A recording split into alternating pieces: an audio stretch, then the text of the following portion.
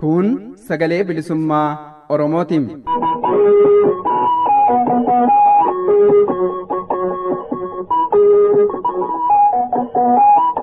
Sagaleen bilisummaa Oromoo dambalii gabaabaa meetir baandii 19 kiiloo heerzii 15,420 irratti jimaataa fi dilbata galgala sa'aatii 8 haga sa'aatii 8 walakkaatti afaan Oromootiin roobii ammoo galgala sa'aatii 8 haga sa'aatii 9tti afaan Oromootiin wal duraa duubaan qophiilee dabarsuu amma jalqabama. Kun sagalee bilisummaa Oromootiin.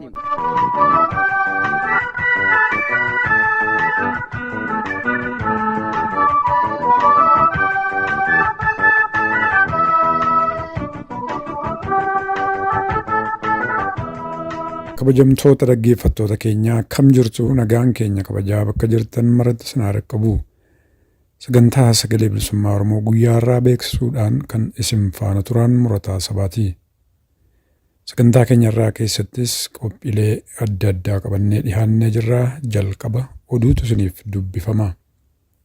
Barattoota qormaata kutaa 12ffaa seensa yuunivarsiitiidhaaf Oromiyaa dabalatee naannolee biyyattii garaagaraa keessaa bakkoota adda addaatti walitti qabamaa jiran irratti miidhaa dhaqqabaa jiru keessumaa qaamaa hir'achuu fi lubbuun darbaa jiraachuu oduu keenya yeroo darbanii keessatti gabaasaa turre. Qormaata kutaa 12ffaa baranaa fudhachuudhaaf taateen dur hin turin barattoota keessatti karaa ministeera barumsaa biyyattiidhaan mul'achuun dhiphinaa fi gaaga'ama adda addaas dhaqqabsiisaa jira. Iddoo gariitti barattoonni qormaata fudhachuuyyuu didurratti argamu. Walumaagala haala imaammata barnootaa biyyattii fi hir'inoota jiran sanaan wal qabatees rakkina mul'atan irratti kan fuulleffate qophii gabaabaa qindeeffannee oduuttaan sun isiniif dhiheessina. Godinoota Wallagga Bahaa fi Horroo Guduruu Wallaggaa keessatti ammallee tarkaanfiin hidhattoota faannoo fi hidhattoota mootummaatiin uummata meeshaa maleeyyii dhaqqabaa jiru akkuma itti fufetti jira. Kana irratti immoo nama dubbifne tokko qabna. Xumura qophii keenyaa ta'ee isiniif dhiyaata. Jalqabarraa hanga xumuraatti nu wajjin turaa isiniin jechaa gama oduutti isin dabarsina.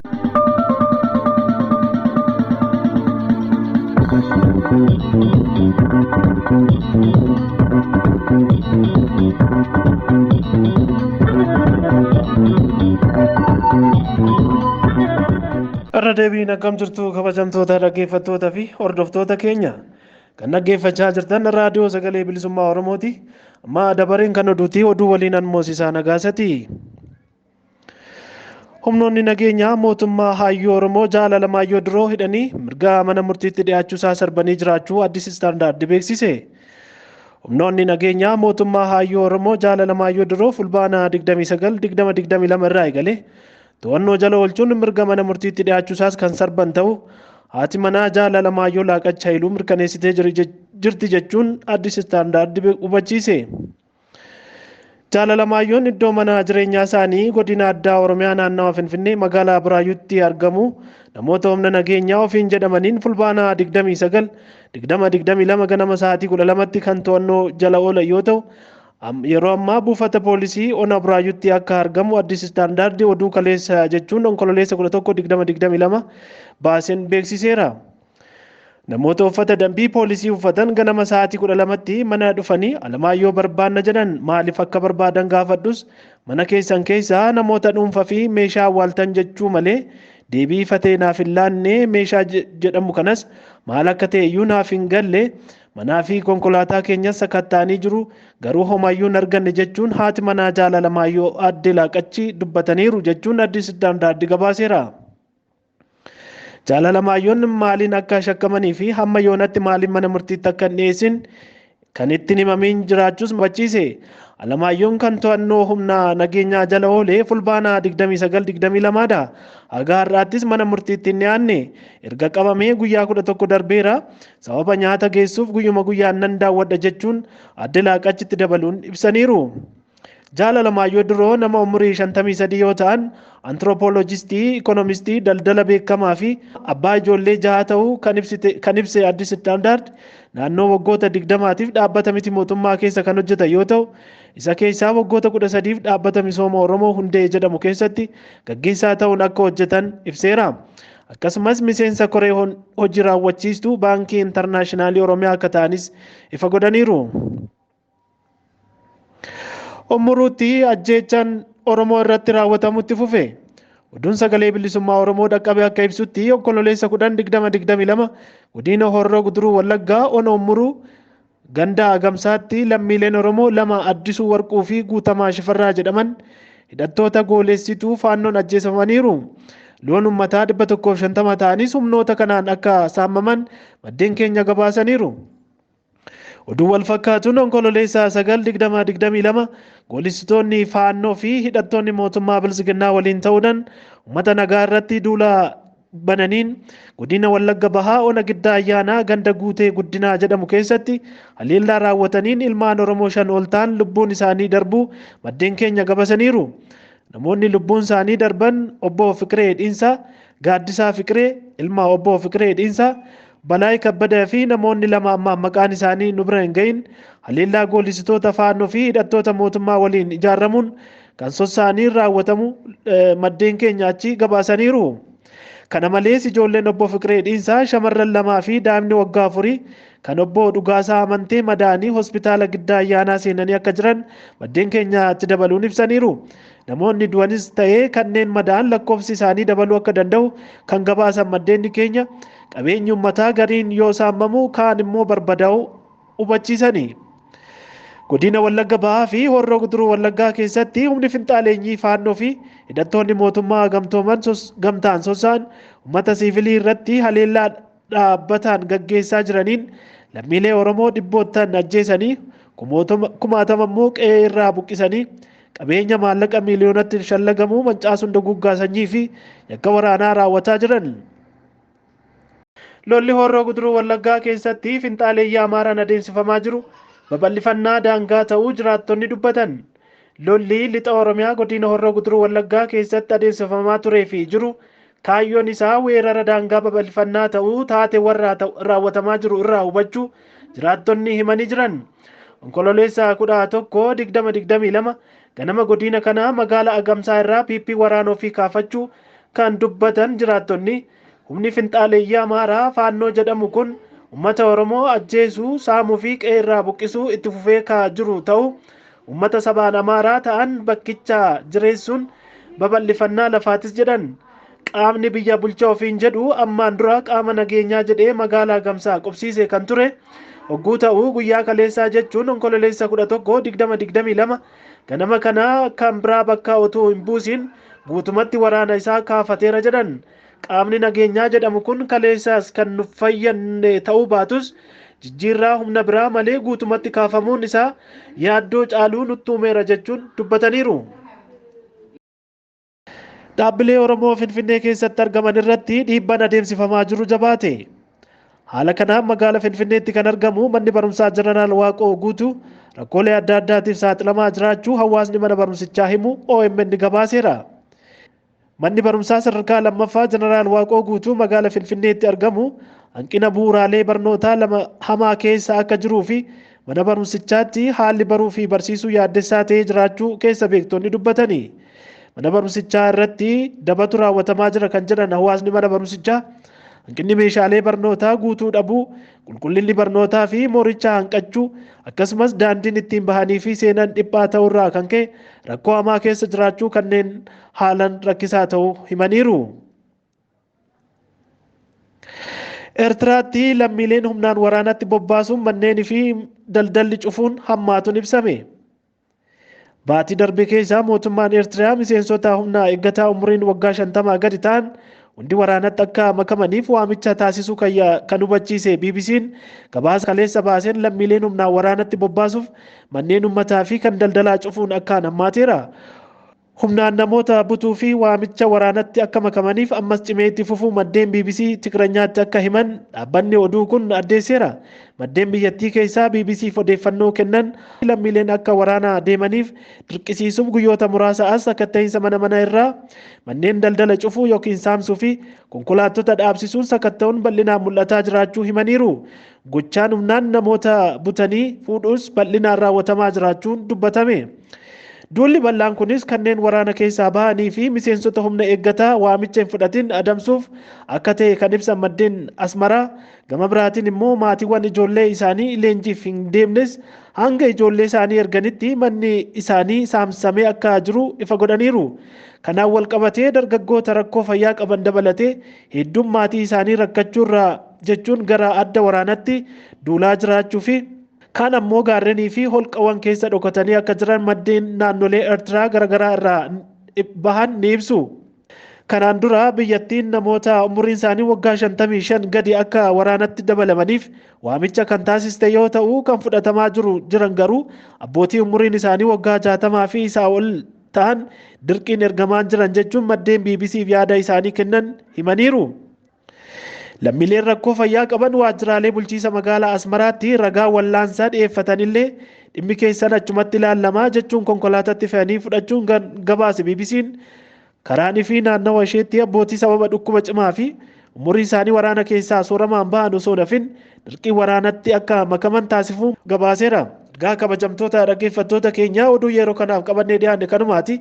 Qophiilee keenya sagantaa raadiyoo sagalee bilisummaa Oromoo irraa darban wajjin turtii gaarii.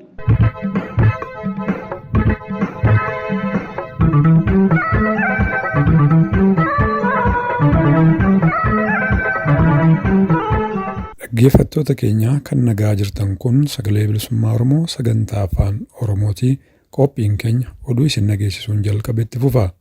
Ittaan sun imaammanni barmootaa qulqullina hin qabne qulqullina qormaataa hin argamsiisu mata duree jedhu jalatti qophii qindeeffannee gama keessaniin geenya kunooti.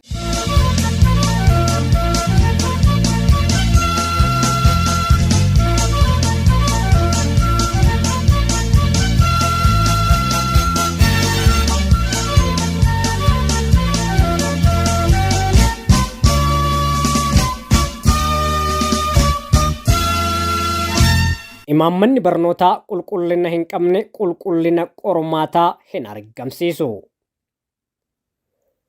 Itiyoophiyaan impaayera afaan qawweetiin ijaaramtee afaan qawween tikfamaa as geessedha. Mooraan Itiyoophiyaa mooraa abbootiin irree teessoo caccabaaf jalatti suphaa umrii aangoo siyaasaa keessatti dheereffachuuf darabeetti wal jijjiiranidha malee biyya ulaagaa biyyummaa imaammata qajeelaa diriirsuun dhaloonni keessatti aynaan kwaalitiin qaramu miti. Impaayerri Itiyoophiyaa dulloomaa fi bututaa dhaabbata siyaasaa Political Institute paartii aangoo siyaasaa Political Power dhuunfate mootummaa ijaaree uummattoota biyyattii bulchu to'atu hin qabnedha. Impaayera akkasii irraa mootummaan haqaa seektoroota hedduu diriirsuun imaammattoota garaagaraa ifaa fi mul'ataa qabaata jechuun gowwommaadha. Seektarri barnootaa hoogganaa riphee lolaa duraanii dheebuu bolola aangoo qabuun durfamuu imaammanni barnootaa inni dhimma itti bahaa jiru imaammata dhaalmaa biyya ollaa riphee lolummaan keessa ture akka ta'e ifatti mul'iseera. Imaammanni barnootaa impaayera Itiyoophiyaa keessa ture dadhabaa akka ta'e baroota dheeraadhaaf lallabamaa turuu cinatti tooftaan ministeerri barnootaa amma dhimma itti bahaa jiru abbootii irree akkamitti mooraa dulloomaa keessatti akka tiksan muuxannoo biyya ollaa keessa tureen argatedha. Imaammata barnootaa dadhabaa akkanaa kana keessatti dhaloonni firii barnootaa isaa gaarii argachuun hin milkoofne duuchatti wardiyaa mooraa abbaa irree ta'ee baraan teessoo caccabaa abbaa irree jalatti tiksuu malee akka carraa biraaf of hin qopheessine hubachuun hedduu nama hin rakkisu. Dhaloonni barnoota isaan milkaa'uu dhabe kallattiin qawwee baatee mooraa abbootii irree eegaa waan ta'eef. Biyya mootummaan sirnaawaa hin qabnee fi seektarri hayyuu ogummaa seektarichaa wal simatuun hin masakamne geggeessutti imaammanni barnootaa biyyattii naannolee bulchiinsaatti akka adda addaatti hordofama. Hojii irras oola. loogii siyaasaan guutamaadha waan ta'eef.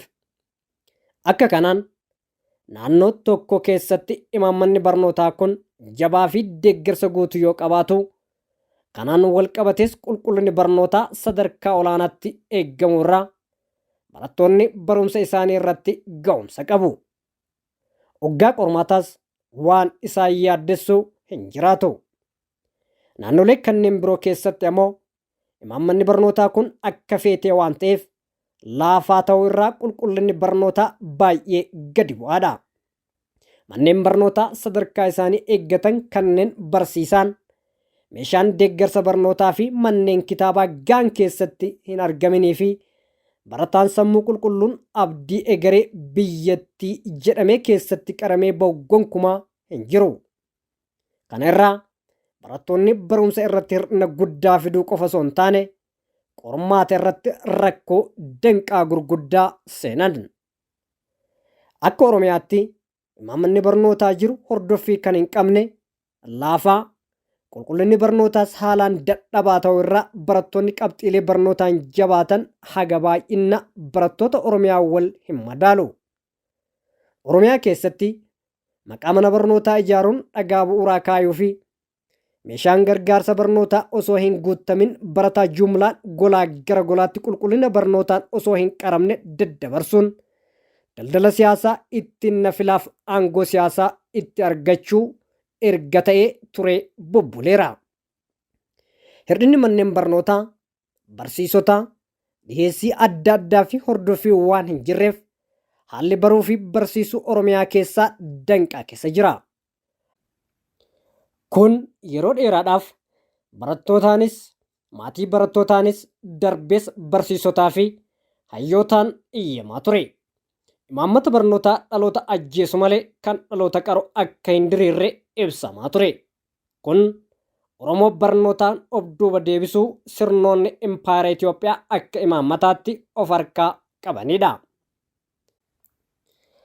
Murni bilxiginnaas imaammata kana hundee irraa waan wayyeesse hin qabu. Innis waan isa waliin deemu kalaquun imaammata haaraa as baasu malee waan dhaloota ajjeesaa ture kana hundee irraa furutti hin fuulleffanne. Waajjirri ministeera barnootaa bilxiginnaa qulqullina barnootaa to'achuu irraa qulqullina qormaataan to'adha kan jedhuun barattoota kutaa 12ffaa seensa yuunivarsiitii olii gadi ari'uun burjaajessaa jira. Kun akeekni isaa maaliif akka ta'e ifaadha. Lafatti kalan fardatti fe'u akkuma jedhamu dhaloota hundeedhaan barnootaan hin qaramne har'a dadhabbii ganna 12 booda tooftaa qormaata kuffisuu itti kalaquun dhaloonni abdii kutatee waardiyaa fi loltuu murna aangoorra jiru akka ta'u qofaafi. Burjaajiin hoggana riphee lolaa duraanii ministeera barnootaa ammaa uume sammuu barataa jeeqee joorsee tasgabbii fi hubannaan qorumsa akka hin fudhanne godhee jira. Haga ammaatti barattoota konkolaataa fe'umsaa fi otobiisiidhaan Oromiyaa keessa olii gadi ari'aa jiruun balaan dhaqqabe guddaadha. Maatiin barattootaa barootaaf itti dadhabanii asiin gaan gaddaa fi rifaatuu keessa buuse boqonnaa sammuu dhorkee jira. Akka kanaan godinoota Arsii fi Jimmaa irraa qormaata kanaaf kan fe'amanii sochii irra turan balaa konkolaataaf saaxilamanii hedduun isaanii qaamaan hir'ataniiru. Maatiin jeeqameera. Balaan fakkaataan iddoo adda addaatti akka mudates fageenyaa fi hir'ina neetwoorkii irraa hin dhaga'in malee akka jiru ifaadha. Yuunivarsiitii Wallaggaa keessatti barattoonni qormaata kanaaf walitti guuraman haalli isaan itti qormaata kanaaf qopheeffaman hamaa ta'uun ibsameera. Dhiyeessiin nyaataa ga'aan hin jiru.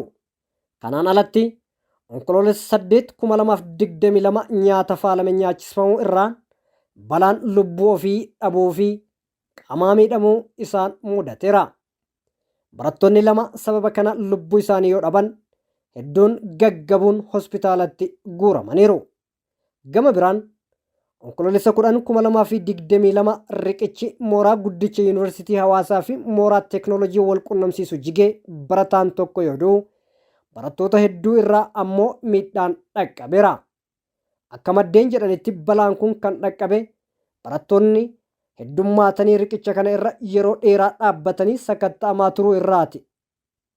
Balaa dhaqqabe kana hordofee barattoonni mooraa yuunivarsiitii Hawaasaa gadhiisanii akka ba'anii fi deemsi qormaatichaa fudhachuu gufachuu addeessu. Onkoloolessuma 10/2022 halkanis yuunivarsiitii Jijjigaa keessatti qormaata kanaa wal qabatee jeequmsi dhalachuu fi barattoota irra miidhaan ga'u maddeen Jijjigaa ibsaniiru. Barattoota gidduutti walitti bu'insi dhalachuu kana hordofees poolisoonni barattoota irratti tarkaanfii fudhatuu isaaniiti kan ibsame. Dur hin jirree fi barattoota irratti jeequmsa duula qorqalbii fi sabataawaan waanuma barataan sanaaf qormaataaf akka hin taane waajjirri ministeera barnootaa sirna bilxiginnaa golgaa qulqullina qormaataa jedhuun duula ulfaataa barattoota irraan ga'eera. Kana keessatti hunda caalatti kan miidhamee fi miidhamaa jiru barattoota Oromooti. Mootummaan bilxiginnaa qulqullina barnootaaf xiyyeeffannoo hin laanne maqaa qulqullina qormaataa eeguu jedhuun barattoota akka miidhaanitti konkolaatatti fe'uun karaan butuchee irratti balaa konkolaataa mudateen qorqalbii isaanii miidhuun balaa lubbuu baasuu fi qaama hir'isuu irraan ga'eera. Hawaasa keessattis rifaatuu fi naasuu uumeera. Kun gadda guddaa onnee namaa cabsu murni bilxiginnaa gaafatama jalaa itti hin baanedha. Ergaa fi ergama murna aangoorra jiru fudhachuun rakkoo jijjiirama bu'uuraa barbaadu jijjiiruun furmaata barbaadu hanqachuun ammuma dhaloota abdii kutachiisuuf tarkaanfiin ministeera barnootaa barattoota qormaata seensa yuunivarsiitii irratti fudhate balaaleffatamuu fi dura dhaabbatamuu qaba. Imaammanni barnootaa qulqullina hin qabne qulqullina qormaataa hin argamsiisu waan ta'eef.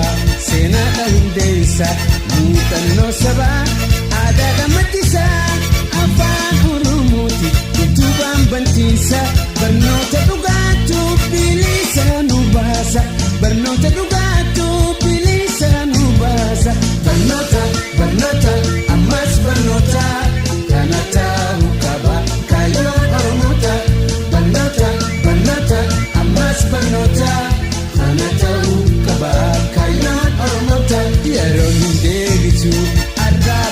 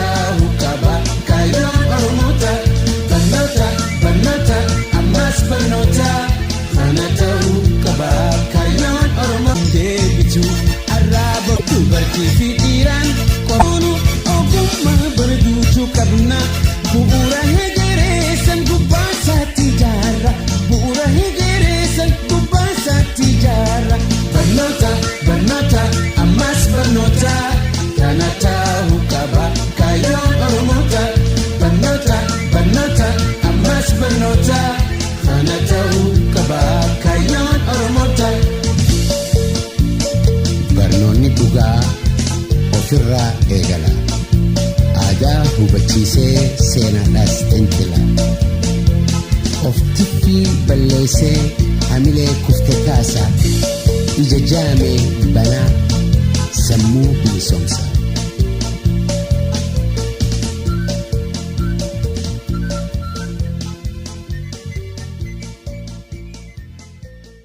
Dhaggeeffattoota keenyaa amma qophii keenyaa xumuraarra geenyee jirra. Haala godinoota Wallagga Bahaa fi Horroo Guduruu Wallaggaa keessaa gidduu kana itti jiramu irratti gaaffii qabannee dhiyaanne akka itti aanutti isiniif dhiyeessina.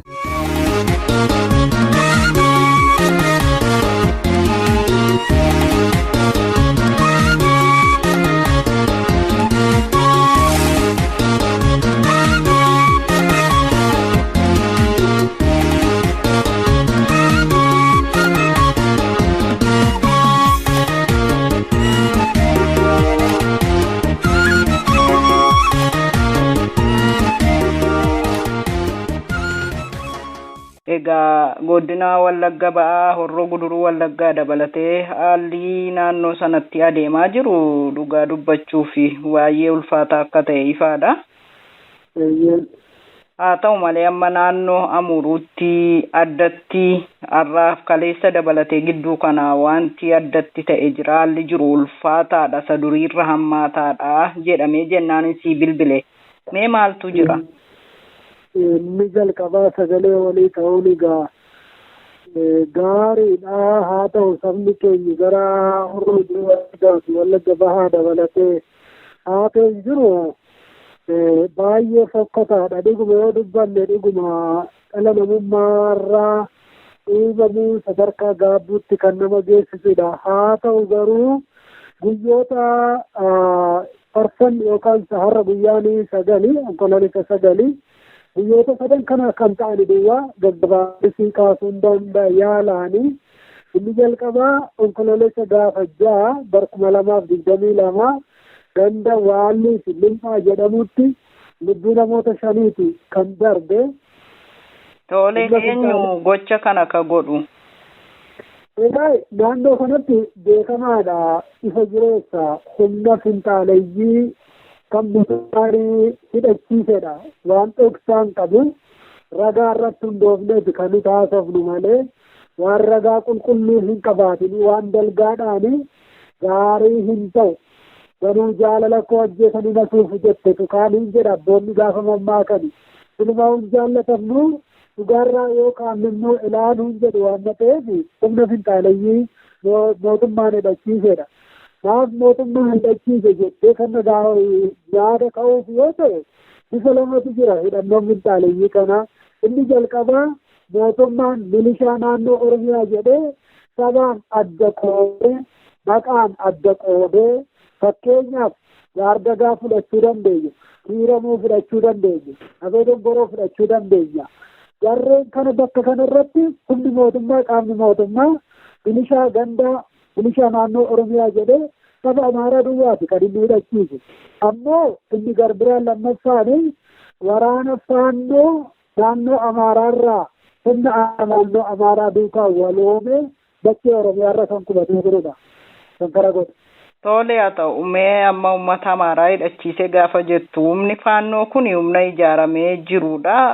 Amaara kan inni hidhachiise warra jiraattota naannoo sanaatii achi qubatanii ka jiranidha moo bakka biraarraa fideeti kan mootummaan hidhachiise naan jettu kun? Egaa kan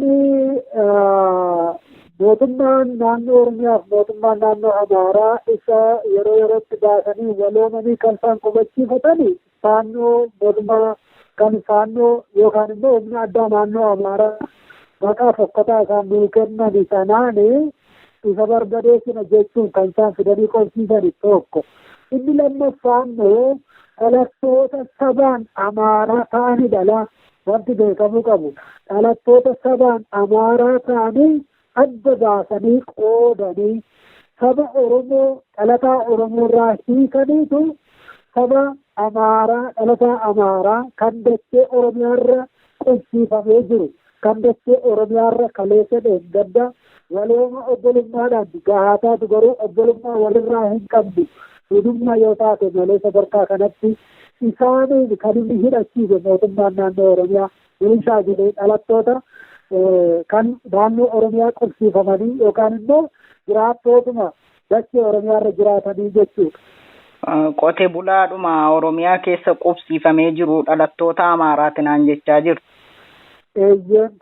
Mee sababni rakkoon kun itti uumamee namoonni kun ajjeefamaniifoo ka'umsi isaa maalii? Sababa namoota kanarratti ajjechaa raawwataniifoo wanti dubbatamu jira? Ka'umsi dubbii kanaa maal ture? Egaa ka'umsi jiru sabni keenya garaa qulqulluu jiraata buleessa koo. Garaa qulqulluu nama kam duukaayyuu jiraata. Qabeenya namaas hin barbaadu qabeenya isaa dabarsee laata malee. Haa taatu garuu qabeenya namaa nyaachuu lubbuu namaa dabarsuu mitiidhi. Seexanni osoo itti dhufe illee dhiifama nama gochuu danda'udha sabni keenya manni keenya. Garuu seexanni hamaadha wanna ta'eef hafuuraan ifatama malee. Haa ta'uuti sababni jiru shanee barbadeessudha jedheetu mootummaan hidhachiise maqaa fakkatanuu moggaate adda bilisummaa Oromoo waraana bilisummaa Oromoo barbadeessinaa jedhaniiti kan isaan hidhachiisan kun isa jireessadha. Teessuma mataasaa yookaan immoo teessuma aangoosaa ittiin of tiksuudhaaf jedheetu mootummaan hidhachiise. Boora adda bilisummaa Oromoo yoo dhufe isin balleessa kan jedhu loojistikii yaada loojistii akkasii dhiyeessuurraa kan ka'edha kan inni sababaan kun dhufe. Yaa taatu ammoo yaadi lammaffaa jiru babal'ifannaa daangaa sadarkaa ammaa kanatti wanti jiru fakkeenyaaf guyyaa har'a onkololeessa 9 waraana guddaatu bulchiinsa aanaa amuruu jechuudha. Gudura warra Gudura Wallaggaa aanaa amuruu irratti sa'aat guyyaa guutuuf wal waraansa jabaatu gaggeeffamaa oole. Waraana mootummaa fi waraana faannoo kana gidduutti. Isaanumatu wal waraana isaanumatu lola wal irratti banee. Ka jaarsi gaafa mammaaku waan harkaan guduunfanii afaaniin hiikkaa dhaquu jedhani jaarsi. Kaleessa uummata keenya irratti hidhachiisanii kaleessa uummata keenyaa fi adda bilisummaa Oromoo ittiin balleessina uummata Oromoo balleessina jedhanii irratti hidhachiise mootummaan naannoo Oromiyaa.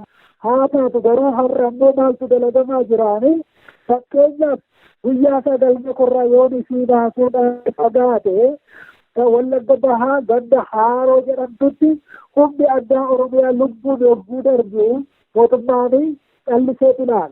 Bulchitoonni aanaa kiiramu bulchitoonni aanaa amuruu callisaniifatu ilaalani. Sadarkaa ammaa kanatti immoo walii isaaniiyyuu walitti galagalanii jiru. Kun immoo naanni weerara daangaa.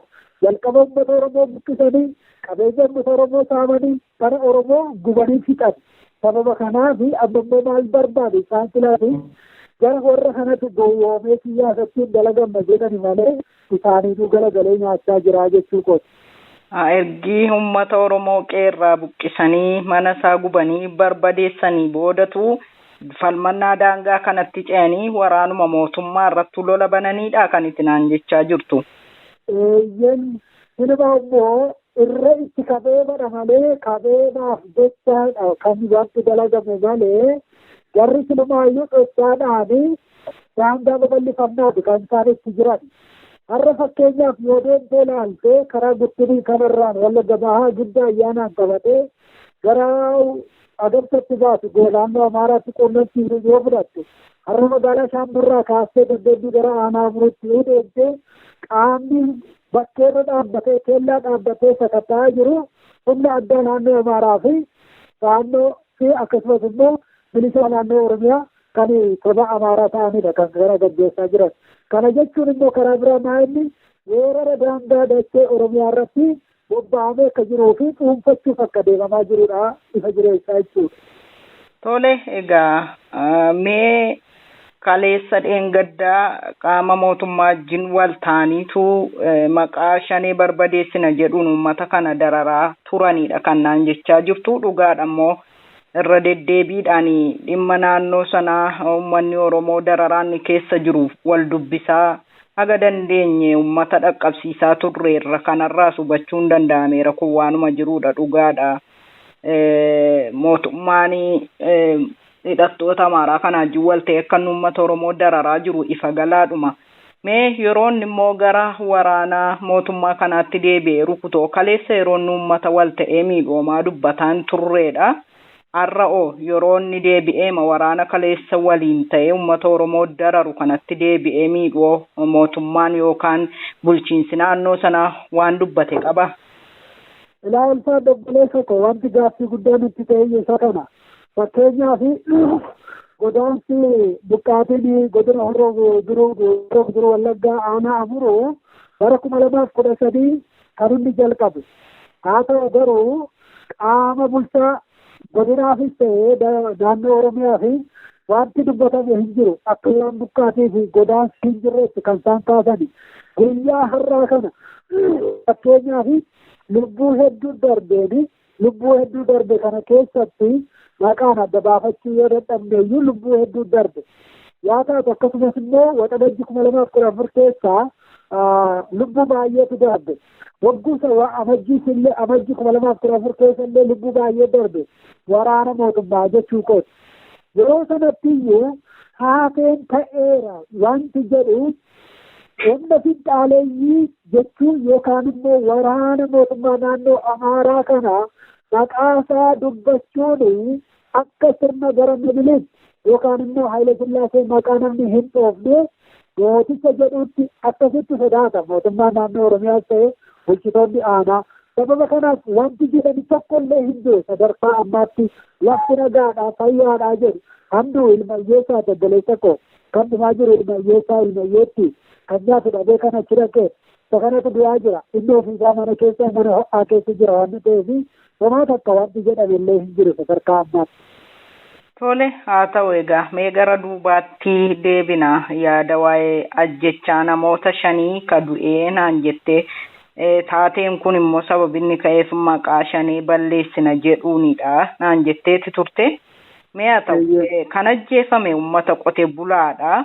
Yeroo sanatti waraana wabootu 5 isaan jedhanii waaman kanatu naannoo sana jiraa dhufanii dhukaasa bananiinnaan uummanni kun keessa miidhama immoo qotee bulaama kana uummatuma Oromoo harka qullaa kana akka 5tti ilaalanii rukutan laata. Moo tarii lolaa waraana bilisummaa Oromoof isaan gidduutti ta'aa ture isaantu naannoo kana jira.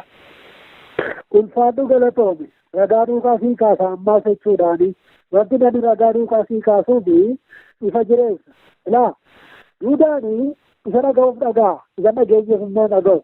Sababa kanaaf siin jedhu. Guyyaa gaafa 25 akka lakkoofsa Awurooppaatti yookaan immoo abbootii keenyaatti fulbaana gaafa 25 bara 2022 lammeessaa Nugusee hojjetaa mootummaatti magaalaa Oborraa keessatti humna faanneetiin isa fagoo namni. Dummaanis waalli dhibee kiiloomeetira hedduu fagoodha bulchiinsa aanitti irraati. Lammeessaa Nugusee namni jedhamu hojjetaa mootummaati. Magaalaa Oborraa ganda duwwaa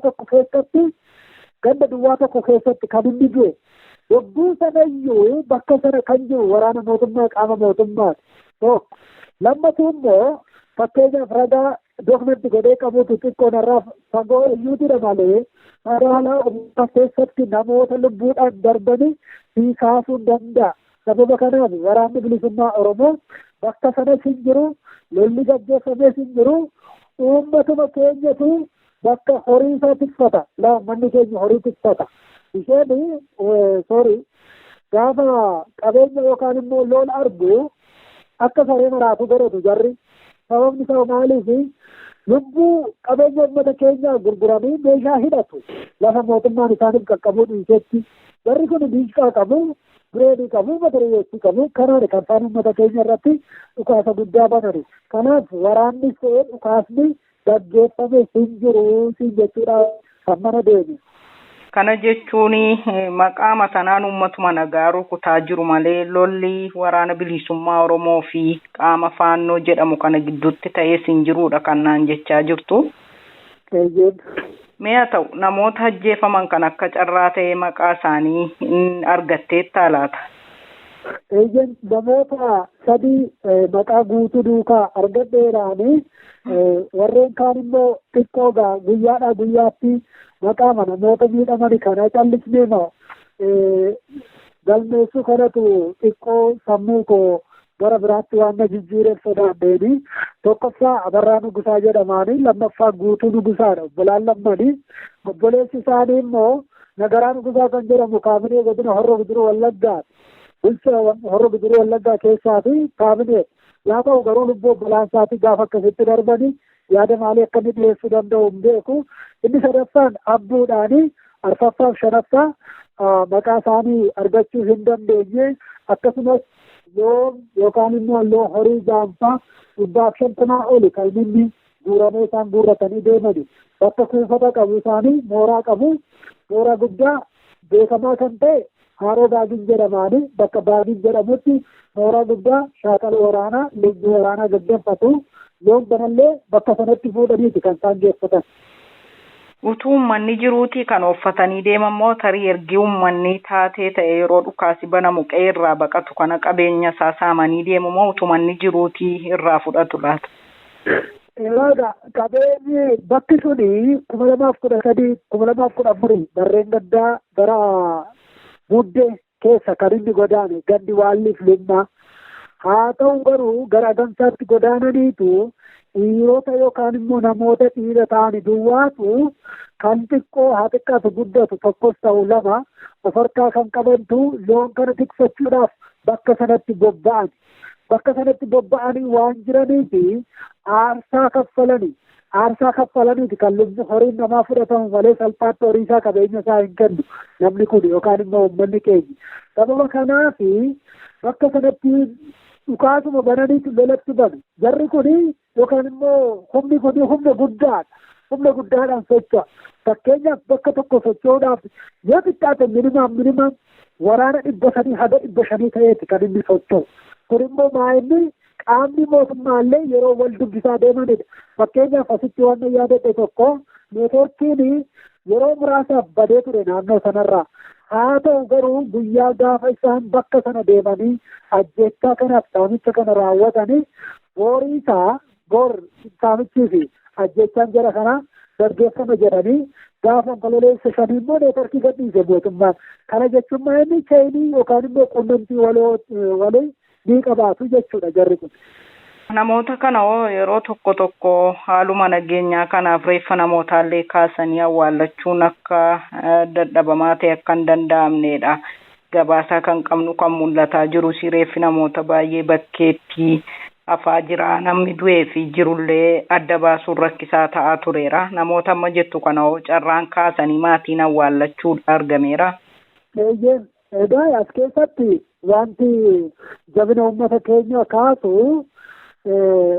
durseetu dubbii waan hin barbaannee fi dubbii mammaaksa file fi mammaakeeti dubbii mammaaksa ta'anii sana sii kaaseeti malee uummanni keenyi cichoomidhaan waloomaan birmannaa guddaa waliif taasisa haa ta'u garuu birmannaa isaa waliif taasisan kana keessatti yoomiyyuu uummanni keenya reeffa isaa naannoo sanarraa numa owwaallata wareegama qaalii kaffalullee kaffala malee baasullee baasa malee numa fuudhee owwaallata yaataatiif garuu kan hin owwaalamiin immoo kan bakkeetti hafanillee ni jiraata fakkeenyaaf kan akka jaarbadaa jaarsee yoo fudhanne uummanni keenya hin owwaalamne kan owwaalamiin bakkeetti hafan haa ta'u garuu bakkoota biraatti garuu numa owwaalama fakkeenyaaf taatee har'a magaalaa Agamsaa gandaa Agamsaa naannoo addaa bakka taa'umsa boldaa jedhamutti lubbuu nama lamaa dargaggoo lamaati kan inni darbe akkasumas dheengaddallee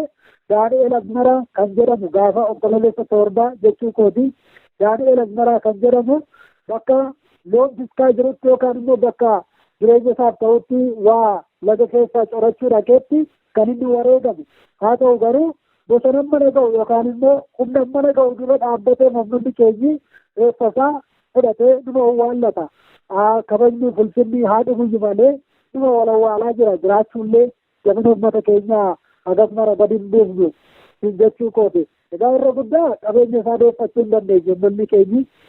Egaa dhugaa dubbachuu fi haalli Horroo Guduruu Wallaggaaf Wallagga Bahaa keessatti adeemsifamaa jiru ji'oota hedduu lakkoofsiseera. Waan namatti ulfaatu dubbachuuf illee nama rakkisuudha. Egaa waan danda'amu godhanii falmachuun barbaachisaadha. Callisanii mirga ofiis sarbamanii lubbuu ofiis dhabuun namatti ulfaata. Mee gamanumaan dhaamsi qabdu yoo jiraatte qaamiti dhaamsa qabduu fi dhaamsa qabdu gamanumaan dabarfadhu. Ayyeen faadda dhaamsi nani qabu uummata godina Horroo Guduruu Wallaggaaf Wallagga Bahaadhaaf. Buqqaatii bakkaatii amma sa'aatii ammaa kanatti gara godina Horroo Guduruu Wallaggaa magaalaa Shaambuu Yuunivarsiitii Shaambuu fi akkasumas immoo gara magaalaa Naqqamteetti baqachaa jiruuni. Ilaa akkas jedhee jedhaniif waaqa lafatti na barbaadu itti dhiyaadhaa jedhee jedhani namtichi chaayinesiidhaan qabame Mukayaafi jedhamnaan. Kanaaf silma mootummaanii hongeessuuf, ajjeesuuf, barbadeessuuf uummata Oromoo fixuuf kan inni barbaadu waan ta'eef baqachuu osoo hin taane lafa jirrutti cichoomnee dacheef balbala abbaa keenyaaf qabeenya keenya irratti wareegamuun ulfinaaf kabaja malee gamtummaa miti. Kanaaf waloomaanii wal jabeessitanii bakka jirrutti wal jabeessitanii ittoominaan diina kana dura dhaabbachuu danda'uudha. Mootummaan qabnu mootummaan hin jiru. Mootummaan nuti qabnu waaqa tokkicha, waaqa sassaba hundumaa wal qixxatti ilaalu duwwaadha. Sababa kanaaf dura dhaabbannee haa falmannuu sagalee tokkoof yaada tokkoon tokko. Ammoo uummanni Oromoo dachee Oromiyaaf biyya hambaa jiru godina Horroo Guduruu Wallaggaa fi uummata Wallagga Bahaaf sagalee haa ta'u birmannaa haa goonu. Sa'aatii ammaa kanatti yeroo ammaa kanatti kaan akka bosonuu laga keessa ciisaa jira. Kaan immoo waan nyaatu dhabee dhala isaallee bakkeetti akkatti ilaalu dhabee gargar faca'ee jira. Uummanni keenya dhumaa jira. Sagalee nuuf ta'a bakka jirtanitti nuuf owwaadhaa. Daa'immaniif, harmootiif, hawwaniif birmachuu nuuf taasisaadha. Inni sadaffuun immoo jaarmiyaan akka Oromootti jaarmiyaa gurguddaa lama jiruuni. Isin immoo sagalee ta'aa saba kanaaf sagalee ta'aatii uummata keenya gara tokkoomtuu fi gara dhugaatti haa dhufnu birmannaa gaarii nuuf godhaadha. Kan nuti jennu irra guddaa garuu cichoominaan haa falmamnuudha uummata koof kan hidhanii sagalee dabarsu. Ayyee egaa yeroo kee haala rakkisaa keessa teessee yeroo kee nuu laattee uummata keefis sagalee taatee yaada jiru rakkina jiru nu dhaqqabsiisuu keetiif turtii sagalee bilisummaa Oromoo waliin taasifteef guddiseensi galateeffadha. Galanni kee bilisummaa ta'u. Ayyee galatoomatillee bilisummaa siif haa ta'u wanti hamaan sin argiin ulfaadhaa lafa jirtanii. Ayyee ulfaadha.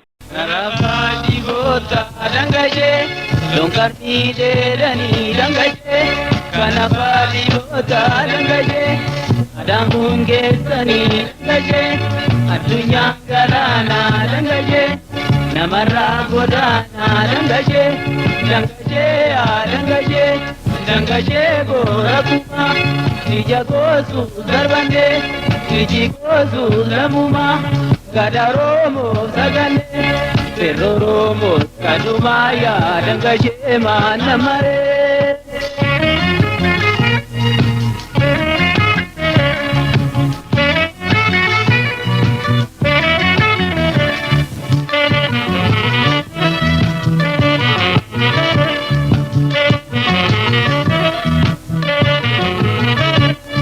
Boko ya daleo, solo liya durgo, sole ni chodako, oli ni chodako, roba jalatyo, bajawache kagudo, embata oromo, guru sirba jalati, bajakache kagudo, bajakache kagudo, solo li namado, jana mantesizo, tengo dazano, jana mangezizo, boko ya daleo, kute guntuta durba, baba zuku mambati. Porque dupi garako, kamal ko nambadio, boko ya daleo, boko ya dale, loli ya durgo, lola tuna kate, lale kana kante, ubatumbu na dilbi, dangule bochi kimbi, jalen sana chogadi, jolengo ramandi, jeleni babanoka, male dibi ya dosa, arba sana tidami, marabe gidami, gulle zomna cho, jole badarjo,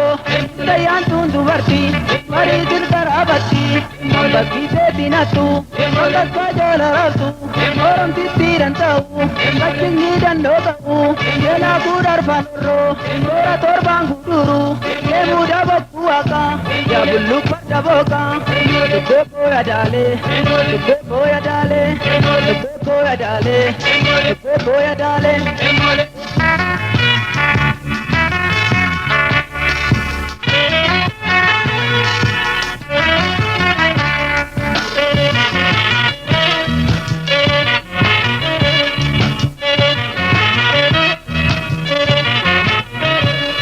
Boko adalo, solo tirangasyo, jising angasyo, kananga televisyon, nano televisyon, kona legisyon, racho televisyon, roto televisyon, info ina fotyo, ya baje na gosyo, ya mal foi fo, ya bota bo malyo, kada chasu malyo, ya durbe adubayo, ya baba de jedo, ole abera tabyo, arab de jedo.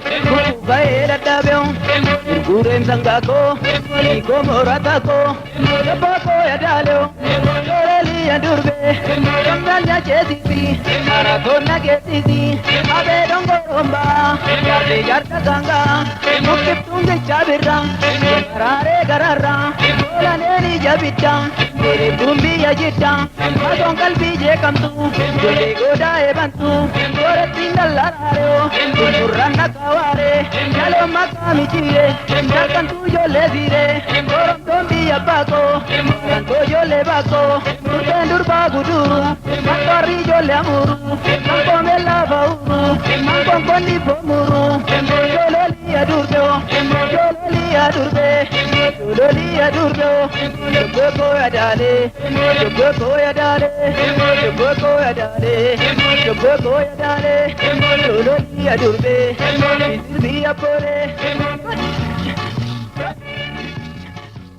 Egaan dhaggeeffattoota keenya jalqabarraa hanga xumuraatti nu wajjin taatanii sagantaa keenya waan hordoftaniif galatoomaa jenna. Sagantaa guyyaa jimaataan walitti deebina. Hangasuu nagaan nuuf turaa. Injifannoo uummata Oromoof.